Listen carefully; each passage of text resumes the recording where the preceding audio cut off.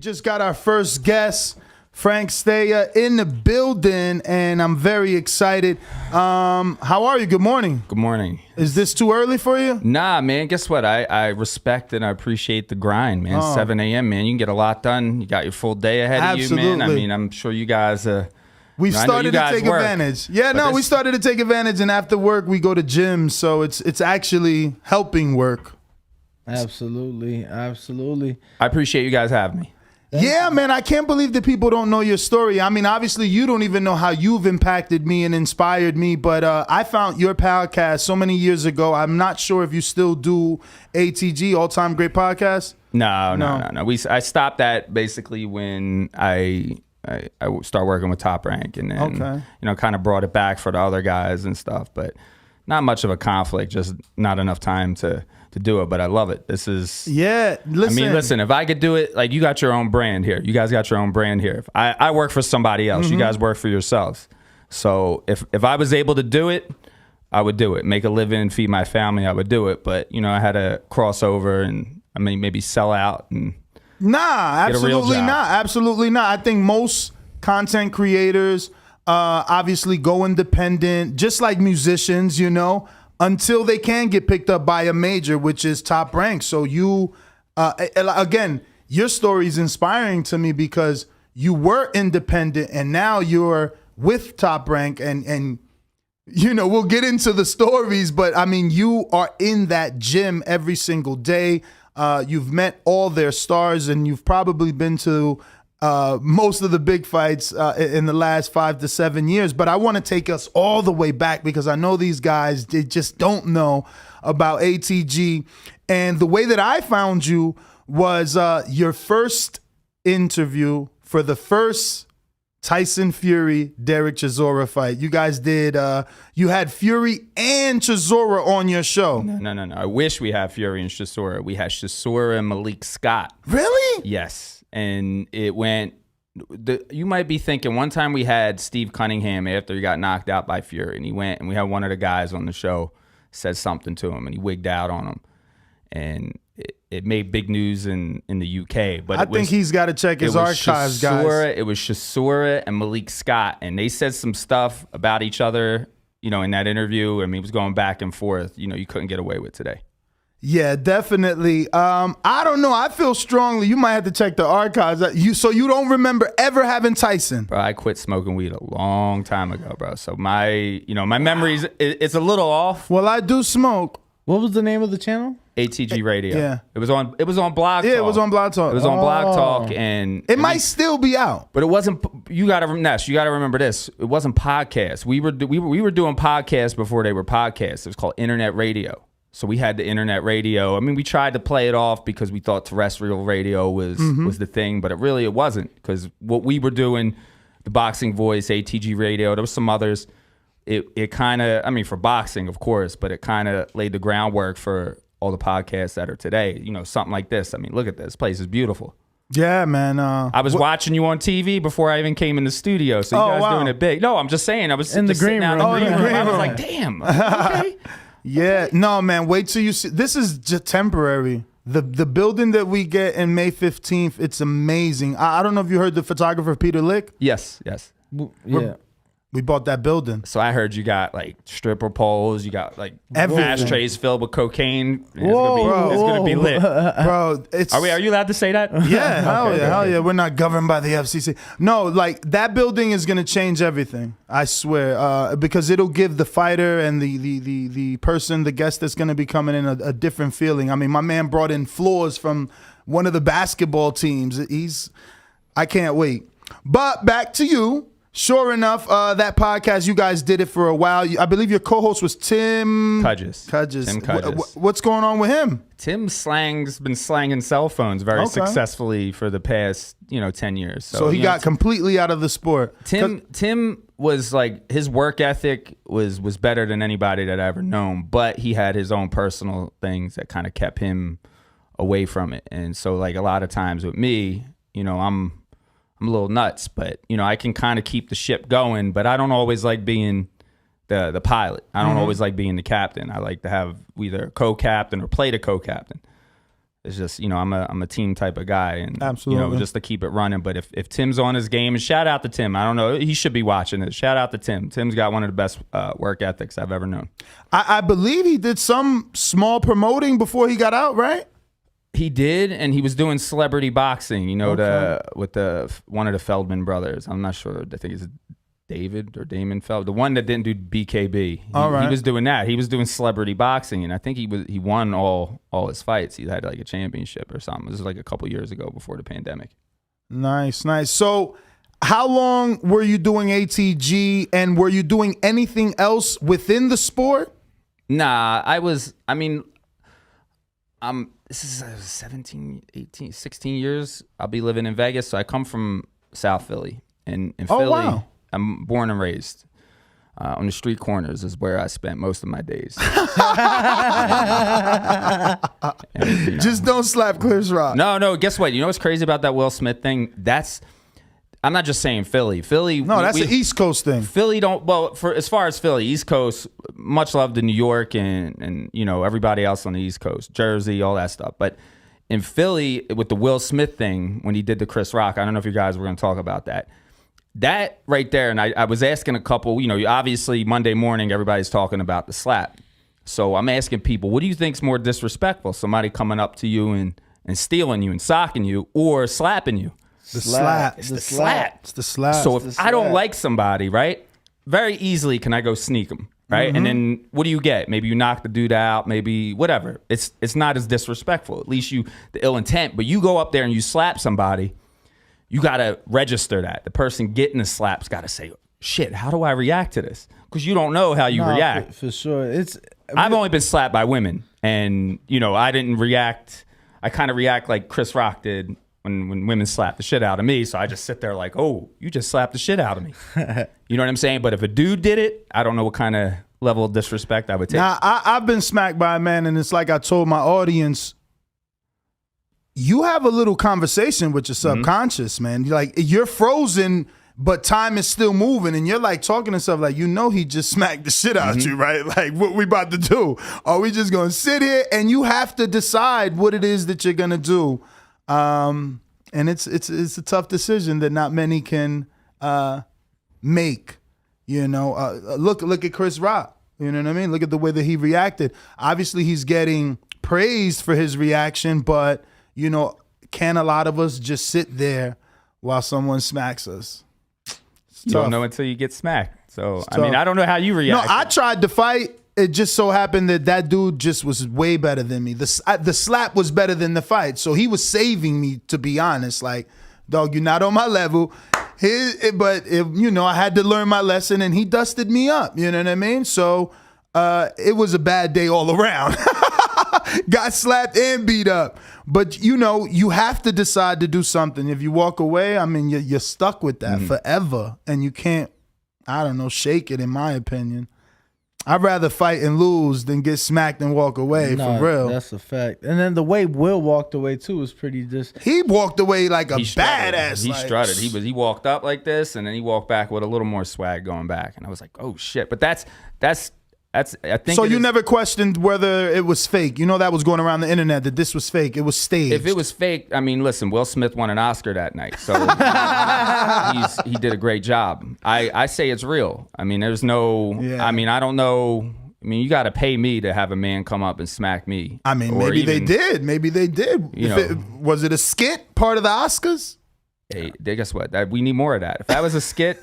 The Academy Awards, I'll tune in every year. Chris Rock was like, "This is what he said, the highest, the greatest night in television, greatest moment in television history, bro." And I said it the minute it happened. We came on the morning after, we talked about it. We tried to play the Breakfast Club of boxing, and I'm like, "This isn't gonna end." And look, I think it's a week later now. We're still talking about it. People still super chat about it.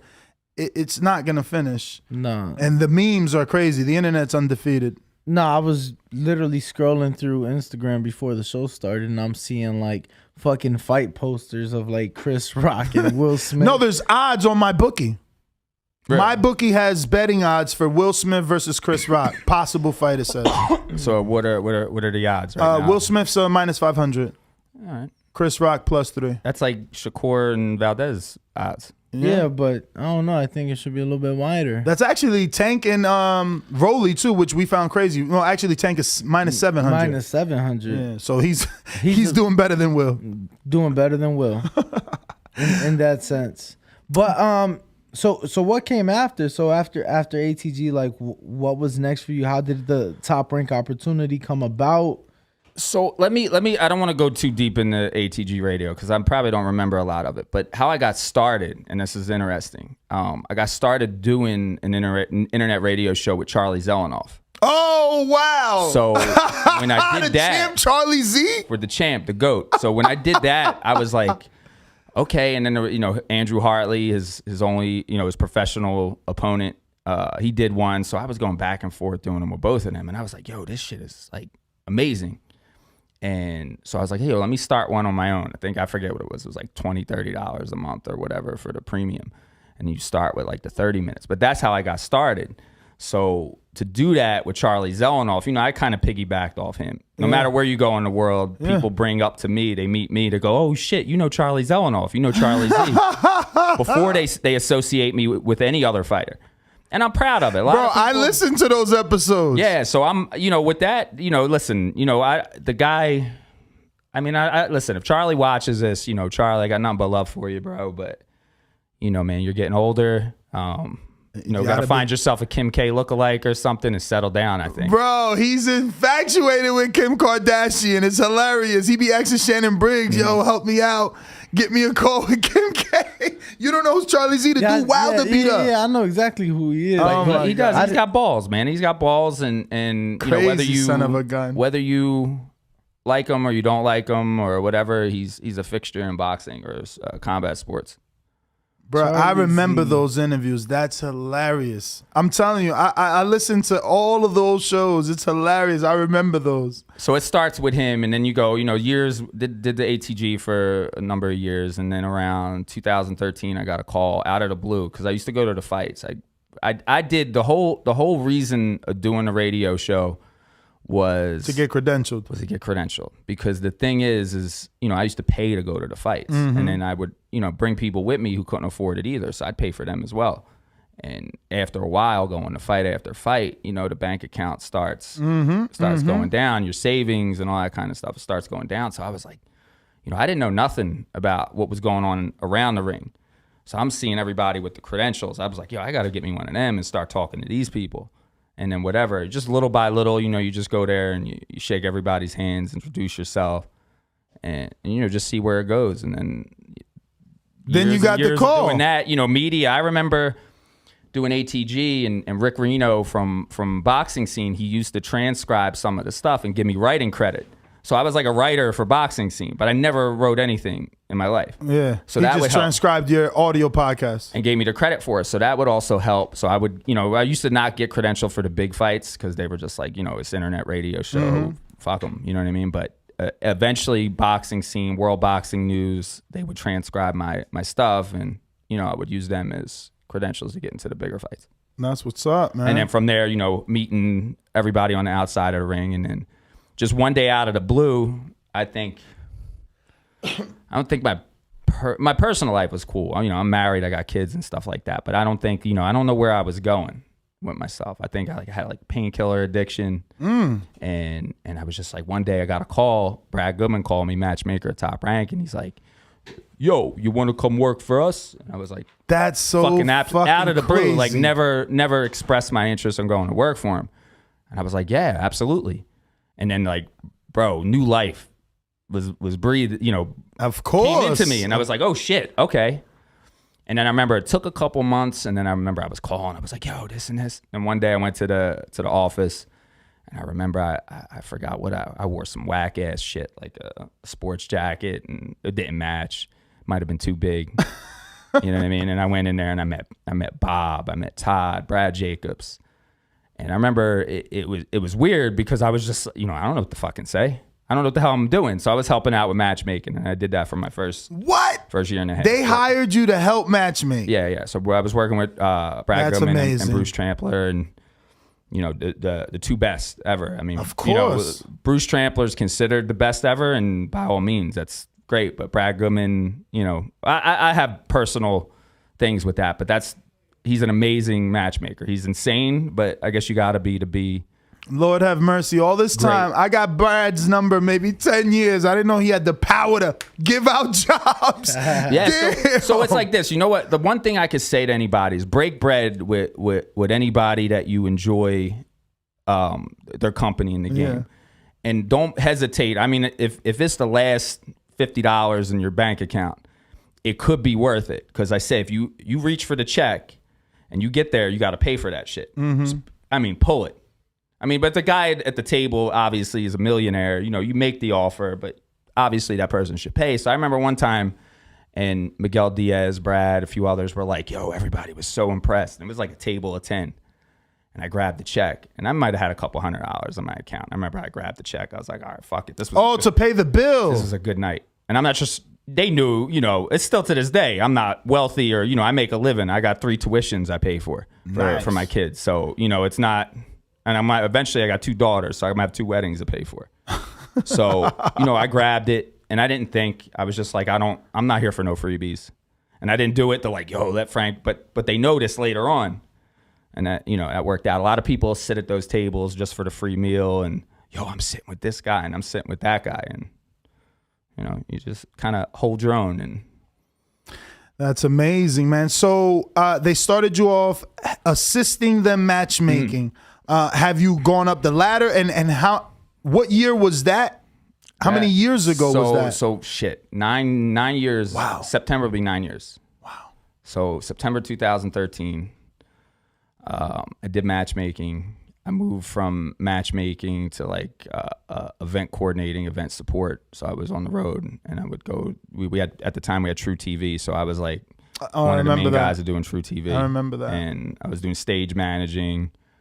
I mean, I did so much with Top Rank, bro. Like, how was that with your wife? Because now you're starting to travel more. No, it's had a strain on, you know. I had a divorce. Yeah, it's a strain, and you know, it probably could lead to a divorce. It's not, you know, I'm not just saying everything's cool, but you know, my wife had a well, now you're more you're locals here. Like, but I'm local, you're but still traveling? bro, I'm 12 hours a day, 7 days a week. You know, Shakur wants to train on Sundays. You know what I'm saying? So I got to be in there Sundays, and like people come in and say, hey, what's your schedule? And Sundays. And I come in at you know, 8 in the morning, about 8, 9 in the morning, certain days, and we're done when the work's done. Yeah. You know, so there's no real time. It's not, you know, it's a private gym, but we get a lot of work in there. We got a lot of guys from all promotions, all gyms come in for sparring, and you know, Coach K is was a big reason that our gym is a hotbed for boxing right now. K Karoma. You know, I don't know if you'll ever get him in here. He doesn't like the spotlight. Yeah, he doesn't. I've tried so many times. Only times I've interviewed him is in the field. Like, he's got to be in the field, and you got to stick that camera in his face. And then if you don't post that shit right away, he might text you, say, hey, don't take that down, or don't put that up. Because he sits, it's the craziest thing. And I don't mean to be put in his business, but he's the best in the game. And, you know, if there's any other trainers that I have good relationship with, I don't think, you know, Coach K's young. K Karoma, he's young. How young? He's around my age. We're about the same age. I'm 41, so we're around the same age. He might be a couple years younger, a couple of years older. So I'm not putting his business out there. I mean, you could do the research, I'm sure. But you know, he cares. Like, he cares maybe a little bit too much. You know, so I tell you, I'm there 12 hours a day. He's there 14 hours a day. And sometimes he goes to other gyms and he trains his fighters. And sometimes he's like me, he don't eat. And there's days we might, you know, we give ourselves a handshake, and that might be we don't have a personal conversation the entire day because he's working with his guys. I'm doing whatever it is that I'm doing throughout that day. So, but yeah, no, him and I, we built something. The gym was like kind of like dead. It was dirty. It was dead. 30-year-old carpets. Everything was just nasty. And it just wasn't being used properly. And, you know, Tyson Fury getting COVID to postpone that third Wilder fight the first time, that opened up. Bob wanted to get the gym done. You know, we put a lot of money into it. And then Todd came by when you guys were there with Haney, and then I walked him around, and he told me we put some more money into it. And so it's going to keep going. Nice. I was watching or looking at pictures, and you had even more artwork. I seen you had an individual Porter and an individual Crawford. Who's doing the artwork? What's his name? Who you sat? Mubarak. I don't know how to say his name, but he's a great artist. Sounds fancy. Great artist. Just two really good artists that are in boxing. I would say it's him and Richard Sloan. But he did those. Bob commissioned, got those made. But we took him down. You've seen him. You know who he is. He's the only painter I know is from the East Coast. He's the one that owns RX. No, I guarantee you've seen him because he's at all the fights. He's like an older black gentleman. He wears like a suit all the time. Yeah, he's real outgoing, real good. I'm dude. sure like if you see him, you'll be like, oh, I've Danny seen him and before. we ate dinner at one of the PBC cars with him. We sat down. Crawford Porter. No. We were with him at Crawford Porter, but we were at. Who were we at? It was when Boots fought Delorme. Oh, yep, that's right. We sat with him. Yeah. And really, like it was you chopping it up with him. I got to know him a little bit more. Not Danny, but Mubarak and a good dude. But those paintings up there, they're temporary. We got to get some frame stuff. It's just a guy, a collector in boxing. His name's Glenn Lentz. He hooked us up and let us put that artwork up. That's up there right now. Okay. So you went from matchmaking to running the gym. No. I went from matchmaking, stage managing, event coordinating. I was always in the office. 9 to 5. Whatever. We did whatever needed to be done. Like just of course. A lot of people don't realize how much shit gets done on the promotional side. I mean, you guys talk to Evan, so you know what Evan. Evan's the top of the game. We got, everybody on staff is the best in the business. And that's all respect to everybody else from other promotions. But they go out there and they recruit the best in the business. So if you see somebody in a position, they personally to you, they could be assholes or, twats or whatever. But they're the good best at what they do. Absolutely. So are you happy now in the position that you're in? Or are you still ambitious and looking to continue climbing up that top rank ladder? Bro, when I was a kid, I wanted to be a pro wrestler or an NBA player. And I mean, I don't know if you can see my size and stature.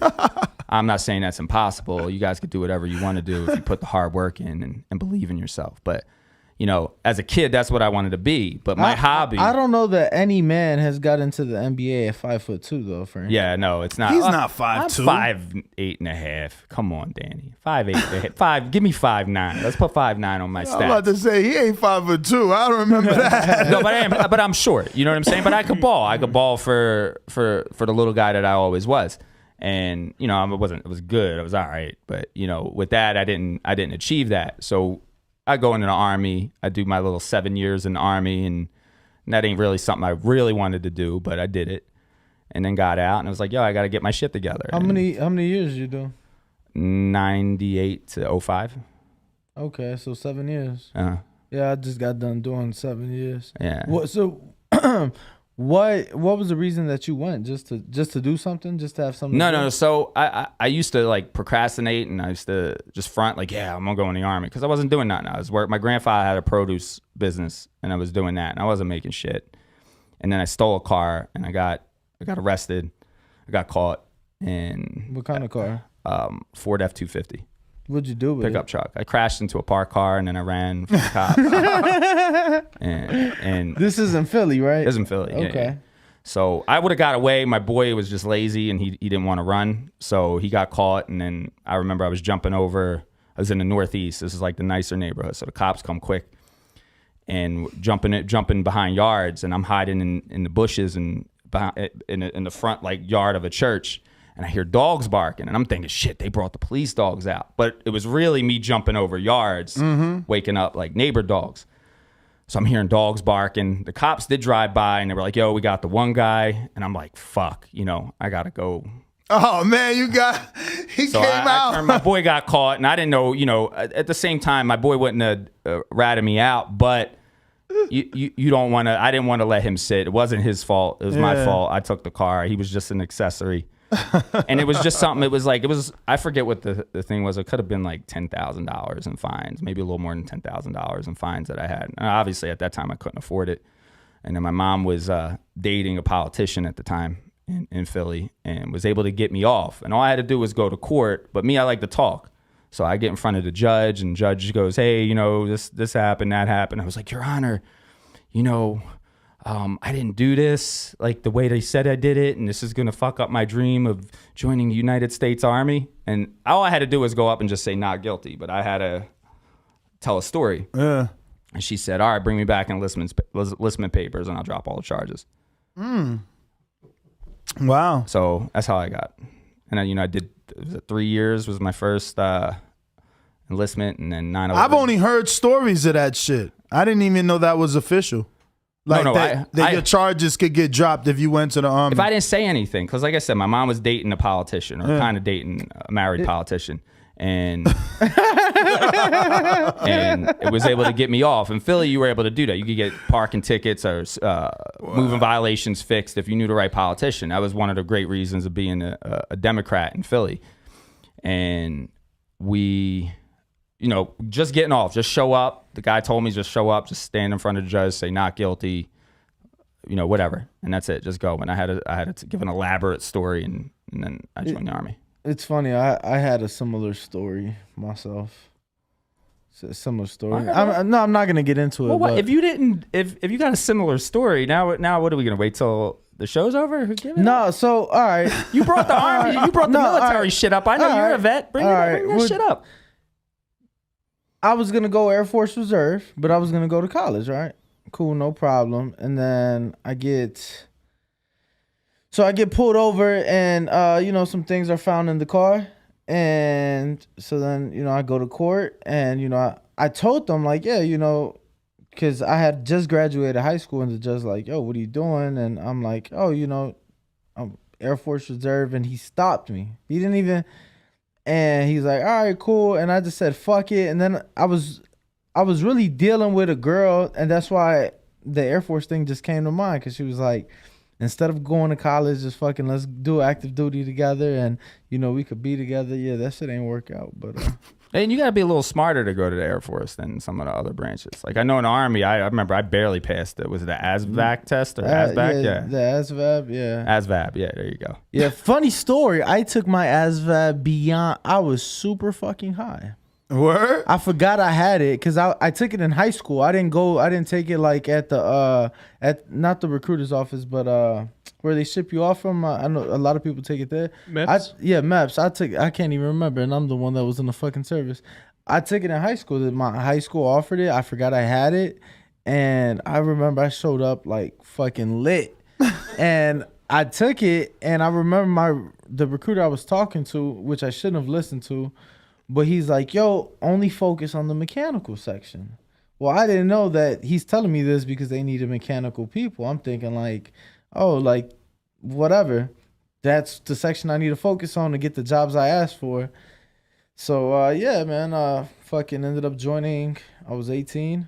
And I always thought the military would take me all over the world. And it was really boxing that took me places, so... Military took me to the sandbox and back. Yeah, it prepares you. It's the crazy thing is like that. You said you were smoked out like going in there. I remember the night before, and I remember just like obviously not training, not during the training, basic, AIT, and jump. I didn't smoke. There's nowhere to smoke. But once I went full active, when I was done my training, we smoked. I smoked with first sergeants, all kinds of shit. Get the fuck out of here. Yeah, bro. I was in Germany for 2 years. Okay. We were in K-Town in Germany. I fucking love K-Town, yo. What's the base out there? The Army one. Kleber Kaserne. That's where I was. I don't know now. You gotta understand. I was in 1999. Yeah. I went to Germany. There's a lot of Army bases out there. I just know. I was in Ramstein. That's where the Air Force. Air Force base was there, and then we went to Kaiserslautern. So we would always stop at Ramstein on the way to and from the sandbox. And one night the plane broke down. Ramstein was booked, and we went to like some Army base down the road. And I was with this white kid from Texas who was very quiet.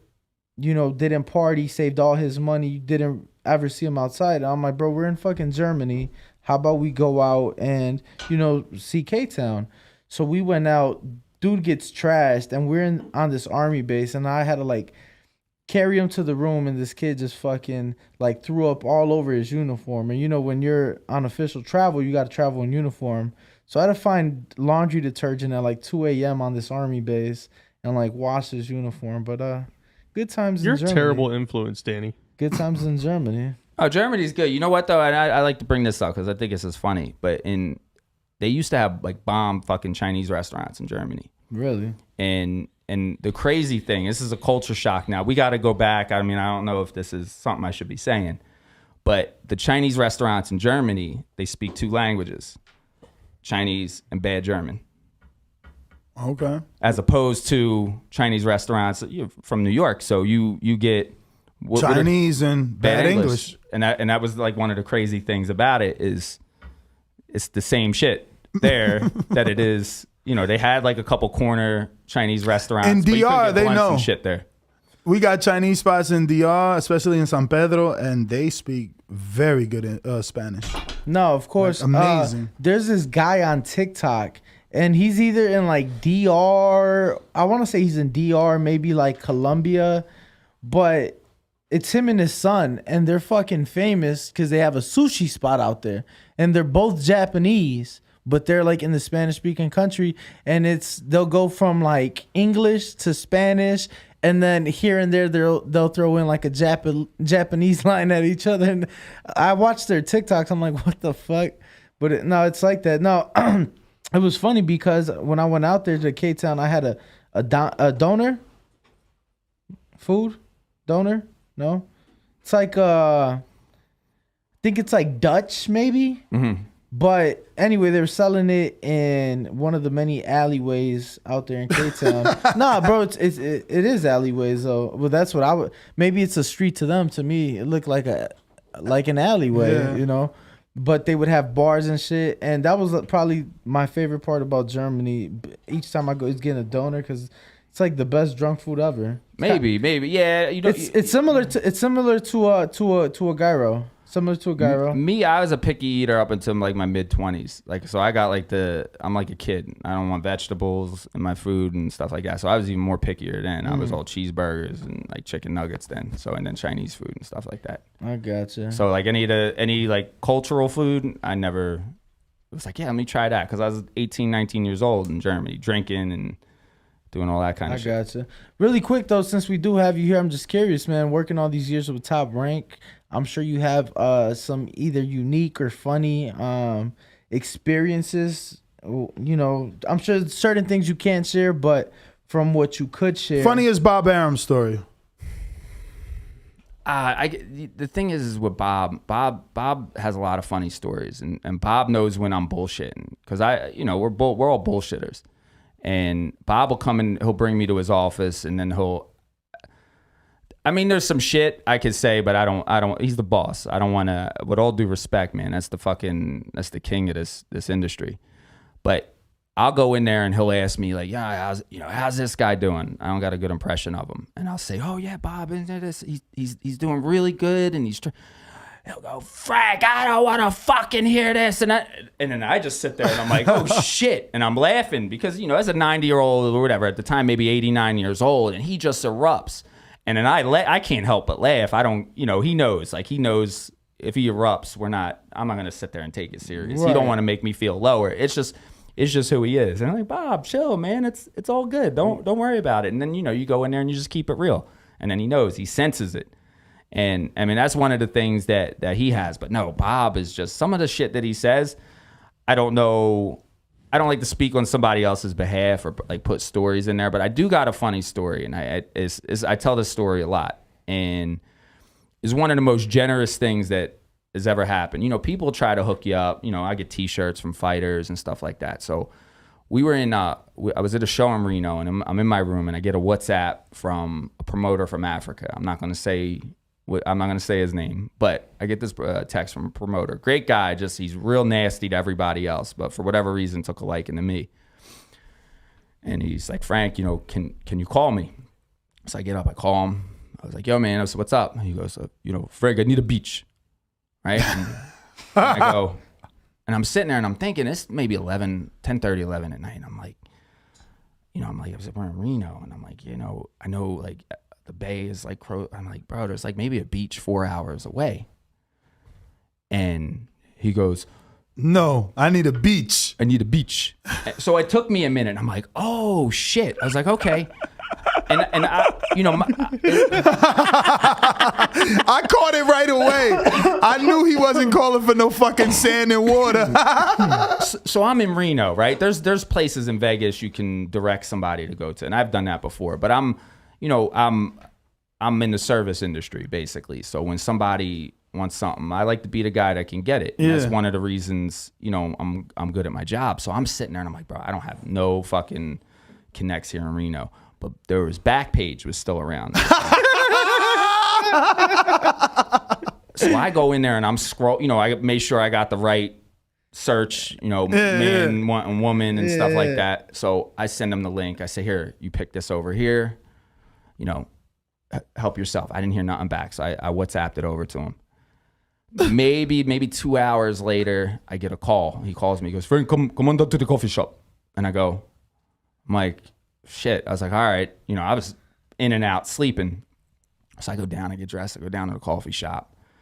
And I see him, and he's standing, this is like this table right here. He's standing on one side of the table, and there's these two girls standing at the other side of the table. And these girls were rough, bro. These were fucking rough. Like one girl, I mean, you could tell, meth was their friend. Girl had the shit. She had no cleavage to be wearing the type of shirt she was, but it was low, and she had lesions all on her neck. Oh my god! So dude goes, Frank, pick a beach. Pick a beach. So I'm like, nah, bro, it's cool, man. I said, listen, man, you go have yourself a good time. He's like, no, pick a beach. So I'm just and it's when somebody offers, there's certain guys in the game, if they offer you something, you know who's the heavy hitters and who's not, and you know who's somebody you might disrespect if they offer you something. It wasn't cash, so I'm not doing anything illegal. Well, maybe accepting prostitution might be illegal at this stage. But so I say to him, I'm like, all right, man, well, which one do you want? And he go, and I'm trying to figure out which one of the two is better than the other, because I already know what I'm going to do. So I say, all right, I'll take this one. So I picked the girl with the lesions on her chest, right? I take her, right? So there was 3 rows of elevators to go up to your floor at this casino. I don't remember what casino. And he went in, I think, the middle one, and I went on the end. So I was like, yo, let's go over to the coffee shop real quick. Let's get some stuff. So I go in a coffee shop. I say, you want something to drink? You want some candy, whatever? I got her Skittles and a Coke or something. Skittles. What a combination. And then because I'm trying to buy time. So I tell her, I said, look, I'm married. I can't do this. Just do whatever you got to do. You know what I'm saying? You got paid already, and just go do what you got to do. And that was it. She went off. I don't know where she went. And the next day, he asked me, he's like, yeah, how was it? And I was like, oh man, it was fucking great, man. I was really appreciate it. I really appreciate it. But I'm just saying, it's, to me, the gesture came from the heart.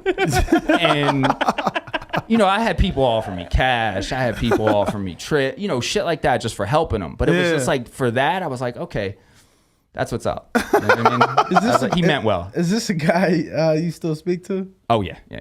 I still speak to him. That's crazy. I've seen him recently too. Oh, man. We didn't get a chance, and every time he sees me, he asks me for, his request. But he was at a PBC show in Boston, and he called me up. He asked for it. I was like, bro, I'm not there. I don't know what you think I am. I'm not. It's not wrong promotion, and I'm not there. Frank, I'm in Boston. Help me. So I haven't come through since. I forgot I had my guns. I haven't come through since for him. But yeah, that's one of my favorite stories because it was touching. Oh man, Frank. Well, I see. I got some. You brought us. Some top rank water. Top rank water. Well, you guys are the drink champs of boxing, so I figured I'd bring some top rank alcohol. Let's go. Let's go. He said the drink champs of boxing. You know what I mean? I actually love that because I was using that as a reference point. I'm like, man, Drink Champ smokes in their studio. Fucking kitten paws over here, afraid of smoke, man. You're not the only client we got. Oh, you're not the only client. We are the only client. Well, we're the best client in the studio. Can you do this? Can you do edibles? Yeah, we can. Yeah, but they don't. But they're so lame. Edibles don't hit like flour, man. This dude vapes all the time. That shit does nothing. I never see him high, but he's always. It never works. or I'm high all the time. Wow. And that's just how he looks at it. Yeah, Exactly. right. His mood doesn't change. But I got a question. We actually had one from Ruin 504, but you already told us about your role in the sport. So I just want to show him some love, obviously, for dropping your question. James Valdez in San Antonio, Texas says, what were your thoughts and feelings when you heard Top Rank took notice in you? I mean, it was amazing because that's, you don't expect that. We don't get into this game to, you want to get a job. You seek, you go around, we talk to the promoters and we say, hey, if there's ever an opportunity. And like I said, man, it was just out of the blue, unexpected. And it felt good. It felt good that somebody saw something in me. And, no matter where it is that they put me, and to go back to you said something about where do I see myself going or something like that. No, I think I asked, or do you want to continue to? I don't want to be, whatever my position is now. My position's Frank Stea, wherever I'm at. You could say I'm in a certain department or whatever, but like really they don't just throw around titles. So anybody gives a title, then maybe they're secure with that. Me, I always tell people, in this game, people worry about you stepping on their toes and doing their job and talking to their fighters and doing shit like that. Me, I'm not like that, man. I tell people like this, there's one position that I eventually want. There's only one position that I'm coming for, and that's Arum's chair. Oh, anybody else, bro, I'm not like, do I want to be and this is all due respect to everybody, happy for it, but I didn't, my second half life or my second half of my life dream was to work in boxing. And I'm here, but it's not to be, the gym manager or athletic director or whatever it is or whatever I am. It's that I didn't say that's so what I want to be when I grow up. What are you doing to achieve that? Because you have to surpass Todd DeBuff to get that. Well, I'm not saying I'm going to own Top Rank. I'm not saying anything. I mean, listen, anything. I mean, happen. You don't have to own it to be the man. Like what? The CEO, the man running it. No, but you could bump into somebody who's got a little bit of money and wants to invest in your vision, and then well, you mean branching off into your own? Yeah, that's what I'm saying. That's the only chair that I want. I'm not content with being. Like I said, I don't want to disrespect anybody. But if you want to just go into a position. You want to be the creative director, and then that's it, and be the greatest creative director of all time, or whatever your job is. Mm-hmm. That's great, man. Good for you. But not me, man. I want my own vision. I want to do my own shit. So what's your vision? Do my own shit. But now here's the great thing about boxing is there's no age restriction. Mm-hmm. Bob's 90. You know what I'm saying? And he's still He's still sharp. He's still killing it. And everybody below him, 60s, 50s, 70s, 80s. And they're at the top. So, 41's not young in other fields, but in boxing, I'm still growing. Absolutely. I'm still getting creative. So I'm, like I would say, man, I don't know. So you want to run a promotional company or own a promotional company? I'm in Harvard right now. And I'm just one of them, not a 4-year. I'm not getting, my concentration isn't 4 years or 5 years, bro. Like I'm trying to get my doctorate. And I'm trying to learn. And like I said, man, I worked almost every department in Top Rank. So I learned. And that's the crazy thing. Like I'm up to 100%, I'm up to something. People like, yo, he's up to something. Fucking right, I'm up to something. I'm trying to learn every little bit of the game I possibly can. Now, I don't know 100% about everything. Then I probably would be making good money if I did. But this is what I'm learning. So will I be with Top Rank? If I stay with Top Rank the rest of my life, then my goal is to own the place. But if not, then yeah, I branch off and do my own thing. But at the same time, I don't want to put a time frame on myself and say buy, because I did that before, and it was a lot harder than I expected it to be. But obviously, being so close to the sport, working with Top Rank, you see that there is some difficulties in working with other promotional companies. That doesn't, I don't know, that's not scaring you off? That you're going to be considered a Dimitri, a Lou DiBella, and obviously those guys are well off. I wish I could be in their tax bracket, but I'm saying they're not a major. Well, listen, if I could be like the Jesus Christ of boxing, then if that was attainable, then I would be it. I'd be the perfect person. You know what I'm saying? But It's not. It's just you gotta go with the business, man. You know, I like to say everybody in this room is a good person, but we're only good until we're not good, until we're bad. Yeah. You know what I'm saying? And I'm not like 24/7 a good person. You know, I could get nasty. I get real nasty, and I can, instead of ending someone right then and there, man, I can put some voodoo on them to where they suffer for 20 years. And I get satisfaction in that. You know what I mean? But I don't like to go down that route. So you played a good guy. You beat a good guy. And you kind of got to be that. Just the way boxing has been over the years, it seems like there's some good. And, you know, I try to be as honest and keep it real as much as you can. But every once in a while, you know, you deal with people that just complete liars. And that's the type of shit you could deal with. I can't change boxing. There's always going to be multiple promotional companies. So if I'm a Lou DiBella or Dimitri Salita, then that's just the road I gotta go until I am Bob Arum or, you know, Don King in his prime. So are you still seeking that investor, and that's why you haven't you know, gone further with this idea? Or are you still, like you said, in Harvard and still soaking in from Bob? I gotta learn, bro. If I go off on so my you're own, not ready? I would get eaten alive. I'm not ready. By all means, I'm not ready. And I'm competitive. And I got an ego just like everybody else in this game, because we all got egos, but I'm not ready. And that's, you know, it's like I tell fighters will be like, yeah, you know, you've been in 9 years. Your Rolodex has to be. I mean, I'm good. Huge. I'm good with everybody. Like I'm the type of person I could call or FaceTime somebody and usually they'll pick up. But if they don't, I'll get a call back. So it's like anybody in boxing, because I don't call nobody on some bullshit. It's either I call them about an opportunity, or I call them just to check up on their well-being. And, you know, if you're genuine with that and you call somebody, they'll always answer the phone. Do you have a plan in terms of how many more years before you're like, that's it, I have to be doing it by then? You know, like for me, obviously I just threw a number out there, but it gave me something to strive for. I ended up achieving full-time in this business in 2 years less. Like I told myself, man, I'm going to be doing this full-time in 5. But again, it was tongue in cheek. But as I continued and hustled more, I was like, damn, 3 years I was able to do it full-time. Obviously that first year I went full-time was not easy. My audience knows that I was going through a divorce and losing my house, but I kept a straight face on, and we got through the rough days, and here we are.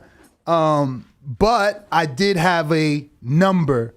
I'm very competitive. I wanted to be able to attain and achieve something by a certain amount of time. Have you thought that far? Have you put a timeline on it? I mean, I mean, there's always extensions. Of course. I mean, I would say 10 years total with Top Rank. If I'm not. So you only need one more or you mean another 10? No. That's not. I still want to, you know, enjoy life in another 10 years. So you're saying one more, and what? Damn, so that's a 12-month goal. Yeah, you know, my mind's still young and sharp. My body's still kind of young and sharp. So, you know, I want to eventually branch off and do something else. You know what I mean? I got to find myself getting too comfortable sometimes, and it is. I'm a part of a team. Let me ask you, why do you think you would be good at that position? What is it in these 9 years that you've done, or relationships you've built, or conversations? Because sometimes, you know, a huge moment for me, I was, I think in DC, I think it was Badu Jack versus Lucian Boutte. I'm interviewing Top Dog Thomas Williams, and Floyd tapped me on the shoulder. That was it. That was a wrap for me. I'm like, holy shit, you know me? And he's like, yo, good work. I'm like, you know me? You know what I mean? So for me, that was a moment. I don't know, do you have that? Has someone said like, hey, you'd be perfect in doing this, or you should be doing this? Like, has someone, I don't know, motivated you, pushed you, that has you feeling this way? Yeah, no, I've multiple times it says, hey, you should be a manager. And I said, look, I'm still raising kids. It's not a manager of fighters. Of fighters, you know what I'm saying? Like, and you don't like that position. People say, you know, some people, multiple say, yo, you could be like an Al Heyman type of manager and stuff like that. And it's like, yeah, but you know, I don't know if that's. I let God put me where I need to be, And I set goals, of course. You got to set goals, and you got to manifest and make those a reality. And I do have that. And many times have I envisioned something, and it may not have been big. You know what I'm saying? They say, you got to aim small, miss small. Or if you got a big target that you want to hit, then you got to put the work in to get it. And that's, like I said, sometimes I get comfortable. Like you said, some personal things might get in the way. But I find when your personal life is, in disarray, your professional life should be thriving, because it's like, shit, all right, because you can never have it good on both sides. I mean, if you put in enough work, it's like Kevin Hart said to his wife, I could work hard and you can get some okay dick, or I could not work hard and you're getting the good dick. You know what I'm saying? So that's what it is in life. If you put shit, like I said, man, I don't know, I'm not good at math, but if I'm working 70 hours a week, I'm putting in work. Absolutely. So at home, obviously, I'm neglecting things. I'm neglecting my kids. Sure, I'm paying the bills. Sure, my kids got, a little bit of allowance so they can get what they need and stuff like that. But it's hard. It's like a fighter. And I try to, like, when I talk to these young fighters, I say, man, you think like what you just did. There's a fighter, he's at the gym yesterday, and he runs 5 miles from his hotel and runs back to the gym. Holy shit. And I gave him a ride yesterday, but he said he'd rather run. With his gym bag. With his gym bag and Can we get his sweatsuit. name? Rashad Bogar. Bogart. Never even heard of him. He's had some setbacks. He was invited by Shakur's team, so they're taking care. He's originally from Newark. And he was going about his record. And shout out to him. And I was How do you spell the last name? Bogar. And he was saying something about his record. And I was like, man, you just got to distance yourself from the record. I said, see what you're doing now. And he's frustrated. He's a little frustrated. He came all the way out here on his own dime. And, he's there. And as you can see, it's not It's going to be hard road. to turn this around. And that's what I told him. I said, so the shit that you're doing now that I'm acknowledging, you got to do that shit 100 times over. Whew. Especially in his position. And I like to use him because everybody I meet is an inspiration. Everybody inspires And me. this kid's been put in tough. Yeah. He hasn't. They didn't give the poor kid a break. But he's in the right mind and he's sacrificing. Holy shit. So I mean, he's been in tough. Wow. He fought Cletus Selden. He fought Mikel Lespierre, Maxime Dadashev, Juan Bauza, and Outlaw. That's and he's good. Yesterday he had a decent day, and like I said, what he's been doing, he's been here for about 2 weeks, and obviously with his record, he doesn't, he's not a millionaire. Damn, 2 weeks. But so he came just to get work. He came, yeah. Holy shit. On his own dime. On his own dime. No ride, not asking a handout from anybody. And he's from North. And I kept it real. I said, bro, you're probably not going to make it, but what you're doing here, and he appreciated my acknowledgement. I'm like, damn, bro, that's what's up. But you gotta, if you want to make it in this game, you gotta do this shit 100 times over. So do you give guys like this like a B-side opportunity? Like, can you like, hey, Todd or Brad, like, and you push a guy in it? Because yeah, you fuck, can. man, he hasn't fought since 2018. It's gonna be tough. I mean, it's gonna take Shakur. He told he's got 3 fight offers, and he told him his guys that he shouldn't fight. And he's like, yo, I'll fight him. I said, but you're not ready. I said, so why fight him? You don't got your shit together. He got a 3-fight offer? No, he's got 3 different fights. Oh, 3 different fights. I'm And about to say, guys with good records. Yeah, and I of said to course. him, I said, look, man, if you're not ready, I said, you all this you've been out here. Like I said, he was frustrated. He might not have gotten the work that he wanted to. He's happy to be around Shakur, learning, training his ass off. But that's in this game is not enough, and it goes for us. If we're not putting in the most work, if we worry about what somebody else is doing, man, we take away from what we're supposed to do. And that's what that's why a lot of people get stalled and held back, is because they worry about what this guy is doing and what that guy is doing. If you worry about that, bro, it's fucked. So I feel like that's with anything in life, though, right? And we do, and I sometimes got to practice what I'm preaching right now, because I worry about what other people are doing, and I'm like, oh shit. But then you got to remind yourself, no. You're gonna steer yourself away from your goal. Yeah, I wanna go ahead.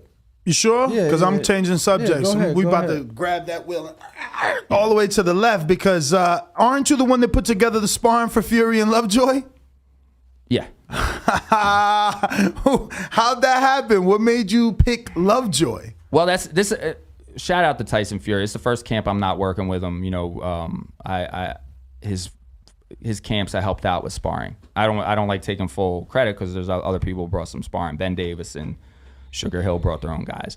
I brought Jared Anderson. I brought Christopher Lovejoy. So One Shot called me one day, or he texted me one day, and he's like, "Yo, let me get that Fury work." That motherfucker. Yo, what was your reaction to that? Was it a text? I said, no problem. I like Chris. Chris is a fucking. He was in here. We love him. Solid dude, bro. Like when I'm telling you like this, a solid dude. He's smart. He's savvy, and if you can get with him on a personal level, he's somebody you could trust and has your back. I don't talk to him every day. I don't talk to him every week, but I know if it came down to it, I could trust him and dude have my back. So he's a real one. So he called me up one day or text me, I don't remember, and he's like, yeah. So I said, yo, Tice, I said, you know Christopher Lovejoy, and everybody knows Christopher Lovejoy. So Tyson knew who he was right away. Mm-hmm. So he came in, he was like, yeah, God. I'll get in there, and they, you know, I'm not in the liberty. Of course you can't. You know, it's like I don't know if you guys were there, but when Devin made his top ranked gym debut last week, that's always the Tiafimo sparring, and I was there for both of them.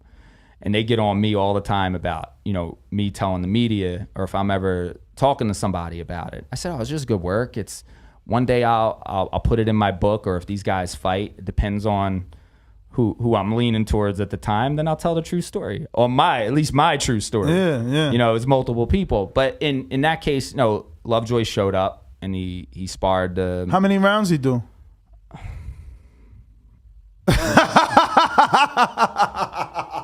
It was a couple. Okay. No, I'm just trying to think, like maybe it was like 3 or 4. 3 and 4 is good. 3 or 4. 3 and 4 is good. And like I said, Chris knows where his level is, and I said for him showing up and putting in the effort that he did, I commend him for it. He landed something?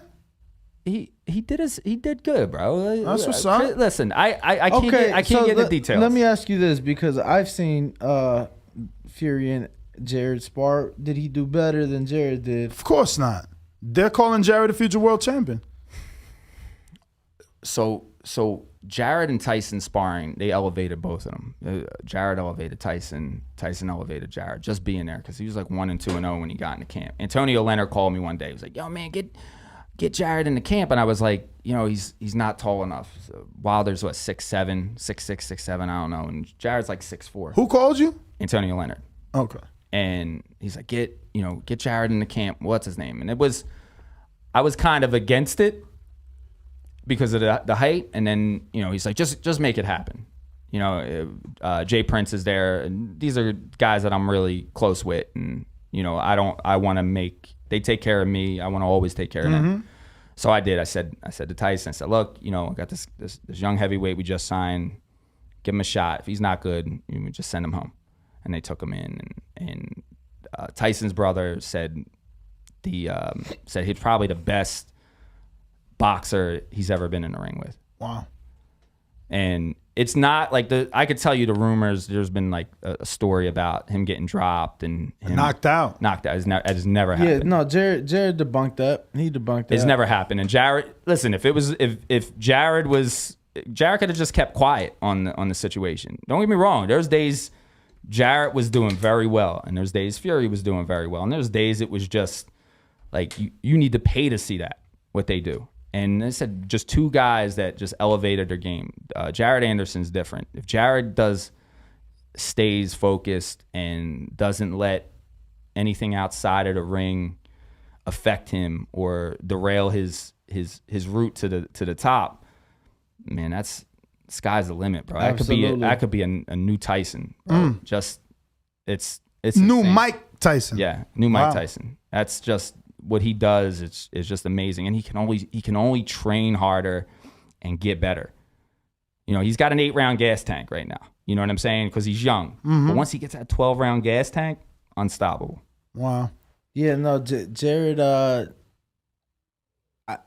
think what'll help him too. Obviously, he puts that work in too. But as far as growing, he's so personable and very nice, and smiling, and just has a very good personality. So I think he's positive, real positive, and the thing is like, and the only reason why I'm not saying he's an example, but a lot of these young fighters is the mental health and mental illness affects them, and you see it with our current crop. There's a couple of the lightweights right now. Yeah, Ryan got some issues. There's more than just Ryan, but I'm not saying Jared's there, but you don't know what could affect Jared. So if Jared, something happens, he's experienced some trauma in his life over the past year. I know he's lost some family and friends, and it's just how he reacts to it, because he's a good-hearted kid. Absolutely. And if he can just get through that and just be the Jared Anderson that we know he is, he could be the biggest star in the sport. I think he's going to be the biggest star in the sport one day. I tell Jay and Antonio all the time, I said, that's your golden boy right there. I said, that's your heavyweight, man. You get one of them, especially in boxing, and he becomes big, you'll make more money than any of your other fighters. What was it like for you? Because to me, it was a special moment when Devin came over to the gym, and just seeing him and Shakur, obviously they have a friendship, and seeing them just kind of share some words with each other, obviously all positive. But in my eyes, along with Jared and, Shakur and Devin are two of the future guys in the sport. Do you feel that way? And what'd you make of, just that moment that they had in the gym?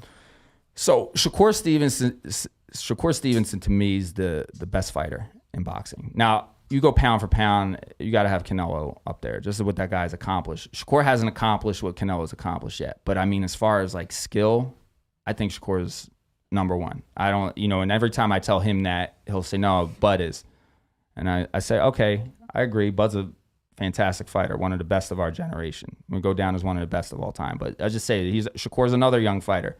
If all goes well with him, he's right here. He's right in his head. He's right in outside of the ring, and he's just focused on what he's supposed to do inside of the ring. He's a megastar. He's unstoppable. And I believe the same Devin Haney. This is going to be my first opportunity to work with them. I've known the Haneys for 12 years, and we haven't always seen eye to eye. So anytime we see each other, it's a jaw jacking back and forth. Obviously, I'm outnumbered. I roll with posse of one, and you see what his crew is. But it's all love at the end of the day. Bill's a character of his own, but you got to commend him as a father, because I remember around 12 years ago, he opened up a gym for his little son. And how old's Devin? Whatever, 12 years. He's 23. So 11 years old. I remember he was, he was this big, and he did all this for his son. And Bill will be the first one to tell you he wasn't a priest. Or I'm not saying priest are the best or good, but he wasn't a Boy Scout and stuff like that. But what he did do is he took care of his kids and led them in the right path. Mm-hmm. And look where Devin is now. Devin is like the ultimate athlete. Like, if you see the time we went for sparring with Teofimo, he was there before we got there, and he left after they were already packed up and done, still fucking working.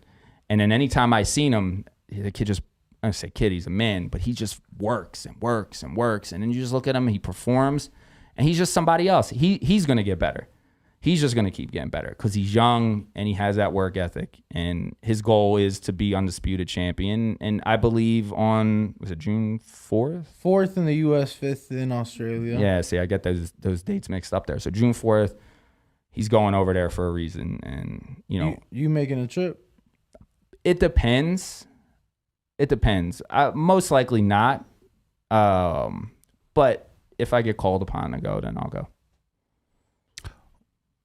Why wouldn't you go? Because you have duties? I have the gym. So, I'm still waiting for the Haneys to come. I talked to Bill yesterday. He's like, yeah, we're going to go to Bones. And it's like, all right. So, I'm clearing some space for him, moving some guys around so they got their free time in the gym. So I'm waiting for them to come. If they come like all is planned, I know there's, they're planning on a couple other places that they're going to be working. But if they come there, it'll be Devin and Shakur back to back. So who knows when Devin's fight comes up, who's going to be in town and who I have to look after. Okay.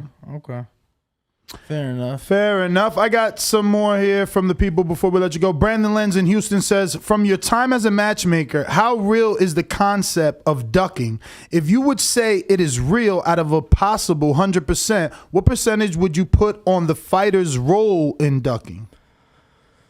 Well, it depends on what you're talking about. So if you're looking at 4, 6, 8 round fights, in the contract for the fighters, if you're smart, and this is a little game, make sure you have the promoter offer you 2 to 3 opponents for each fight.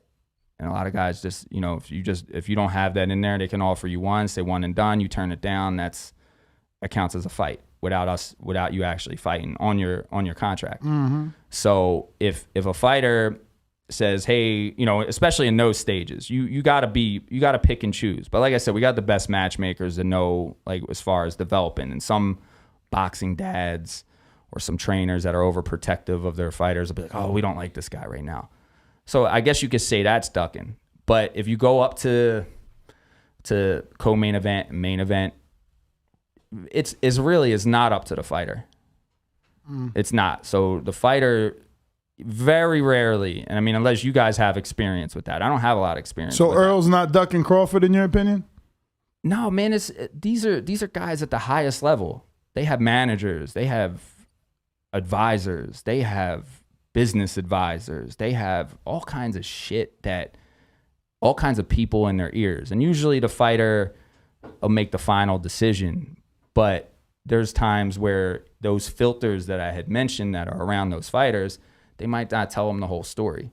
Mm-hmm. You know what I'm saying? So if it doesn't make, these guys are thinking more business. Once you get at that level, you got to start thinking more business for yourself. You can't just say, oh, I'll fight anybody, anytime. Doesn't matter. I'm not in it for the money. So Canelo's not ducking Benavidez by not taking, $100+ million for 2 fights? With PBC? Versus $160 million for 3 fights with Matchroom. You could, popular opinion probably says yeah. But I say no, man. They give you 160 for 3 fights. But you just mentioned the names. Canelo could fight us if he wants. You know what I'm saying? He could pick and choose. He's earned that right. He's the cliche cash cow, but he is the man in boxing right now. So if he wants to fight John Ryder instead of David Benavidez next, who are we to tell that guy no? You know what I'm saying? He earned it. David Benavidez is still young. He's still coming up. And I say it like this. He should fight Charlo. Canelo says fight Charlo. Listen to Canelo. That's going to be a sound So bite. what about Floyd being a Las Vegan? He says that he thinks Canelo's ducking Benavidez. Floyd's another guy. He earned his right to pick and choose and say what he wants to say. And we've earned our rights as paying customers to criticize what he says. So I'm just going to say Floyd is probably looking at Canelo right now as like, yo, that's the Mexican version of me. And I don't really like him. Which is crazy. He should be like, that Nas verse. He's like, or is it Jay-Z where he says like a proud father watching his only son that made it. You know what I mean? Like he literally says he learned from Floyd. So I would take it as some sort of compliment. I got Coach Myers in Connecticut. Who is the most laid back fighter that you've been around and why? Man, there's some real ones. I mean, I'll go more recent, and there's a lot of really laid back, cool, down to earth fighters. But I say like right now, this past like camp where he was at, I say Kenny Sims. Oh wow. He's we talk about some other shit. I trust I think he's got the best mind in boxing. I think, as a fighter, I think he could beat anybody in his division. He's capable of beating anybody in his division, as are some of the other fighters in their division capable. I just want to put that disclaimer out there. But I just think his IQ and just his mind for the sport is great. But on some real shit, on some family shit, we just talk about that stuff, and we could sit there. He'll come in. And he's like, I don't got a fight coming up. I'm not sparring today.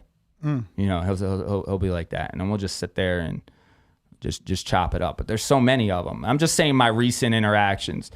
Shakur, when Shakur's not busy, Shakur's laid back. Shakur's chill. You just had Christian Williams on. That's another guy, real guy.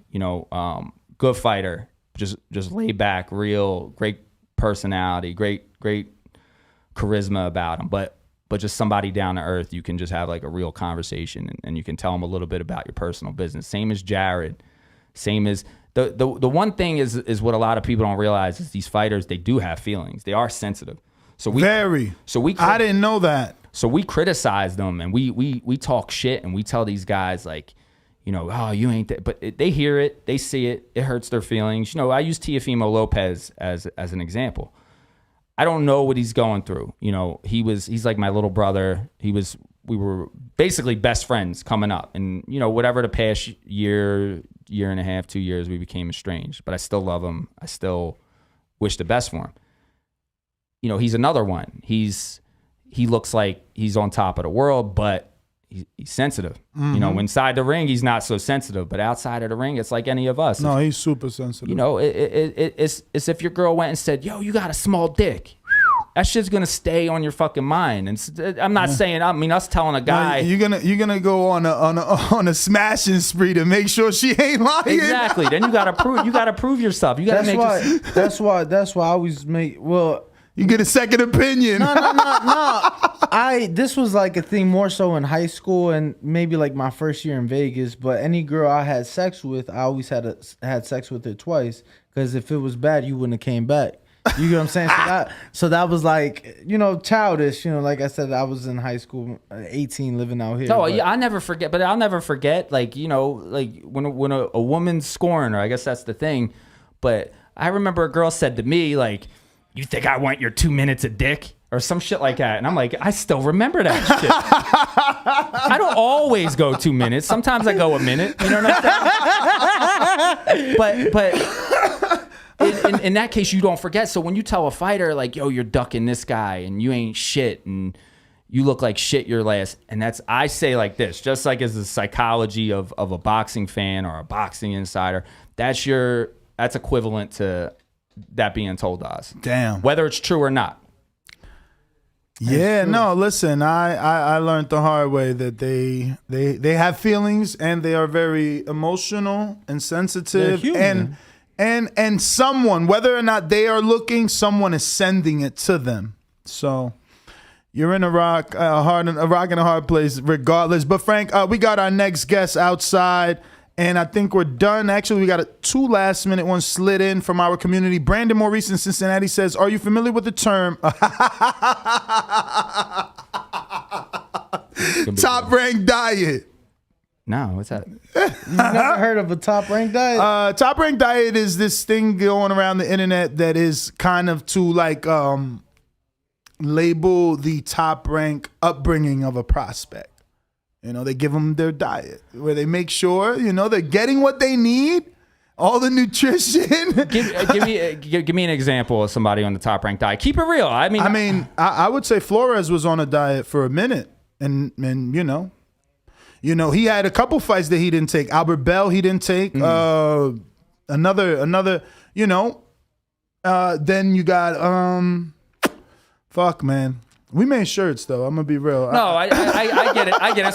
So using Flores as an example. No, don't use Flores. He's in here tomorrow. No, just use someone else. No, but I just want to say, like, listen, kid's a hell of a fighter. As an amateur, he was, you know, #1 in the world. Yeah, and you guys signed him at 16. You know, he has some health issues for his loss with Luis Alberto Lopez, and give credit to Luis Alberto Lopez. That dude's a fucking little killer, bro. Little awkward fucking killer.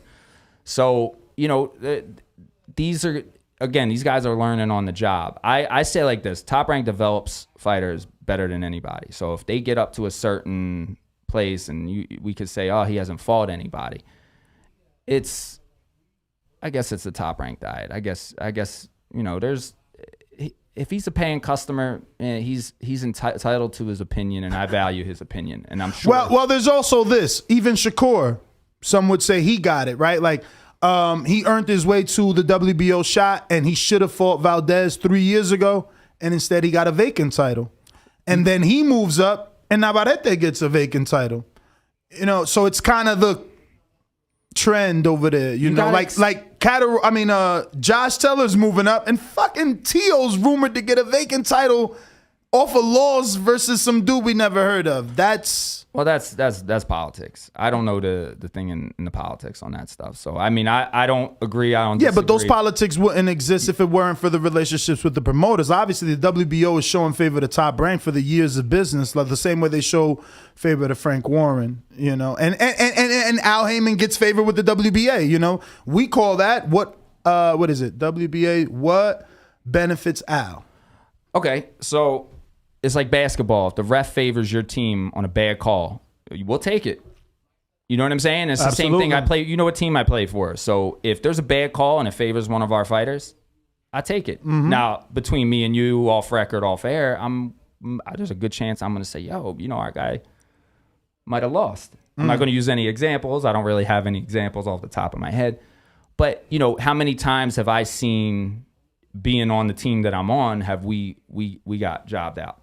And we got the bad decision. So, you know, that it goes both ways. It does. It really does. So it's just boxing as a whole. I mean, listen, if you got your opinions on Top Rank, that's cool. I mean, I don't agree with everything we do. You know what I'm saying? But again, I'm in the position I'm in, and I make what I make because I'm not Bob Arum and I'm not Todd the Buff. Yeah.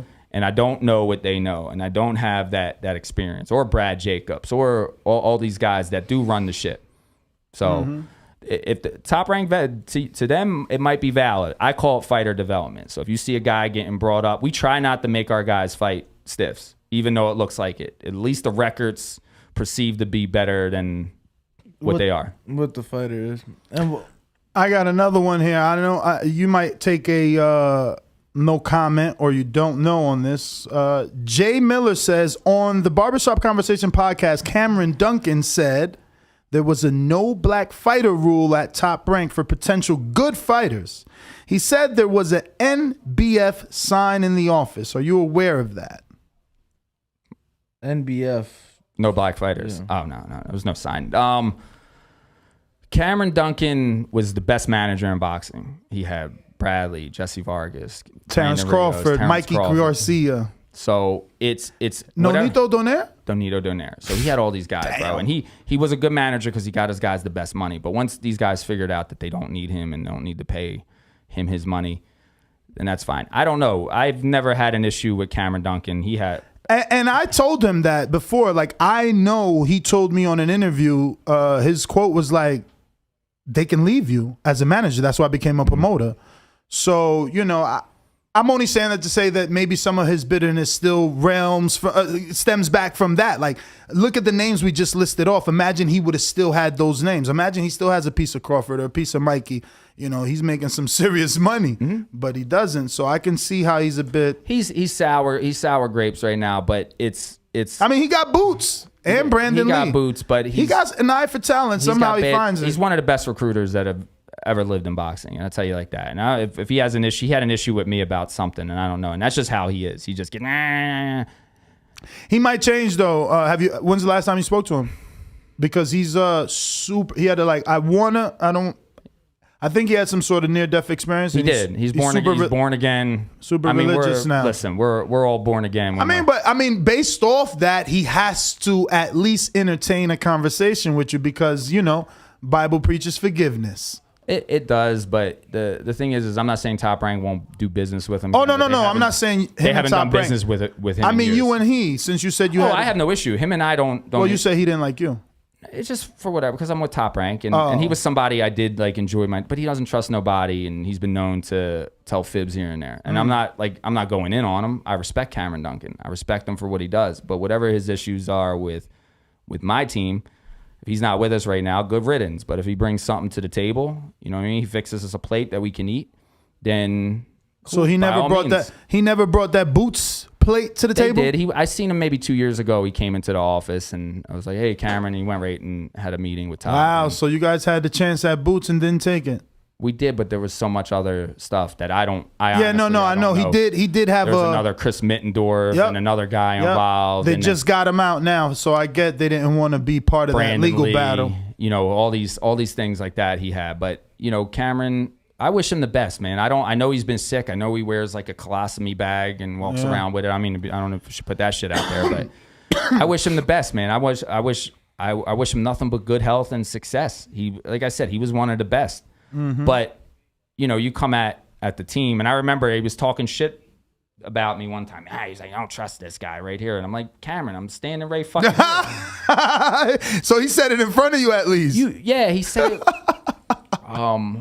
Dude, I hate I can't think of his name, so I'll just pass on with that. But yeah, that's there. If there was an MBF sign, they took it down the day before I got the top rank. But I believe there's never. I mean, if you look at it, you look at the top rank stable right now, especially right now, that definitely. I mean, has Shakur, changed. Devin, Keyshawn Davis, Jared Anderson. Like, come on, we got and the best Tiger prospects. Johnson. Bruce Carrington. Come But on. listen, we're gonna go to a quick intermission. Take this picture with Frank. I want to thank you. I see you brought a lot of gifts. Yeah, I don't know if you want to show them on. No. air. It's just for you. All right. It's nothing special. You just, this is just stuff that was laying around, and I can, come bearing gifts for you guys. You guys can give you're me the them man. up. You don't You're even the have to man. look at them in front of me. You're the man. Well, we giving you plenty of water and Red Bull here. All you can eat. I appreciate you guys for having me, man. No, thank you. Frank. Want to make you a regular like Evan, man. We're out here.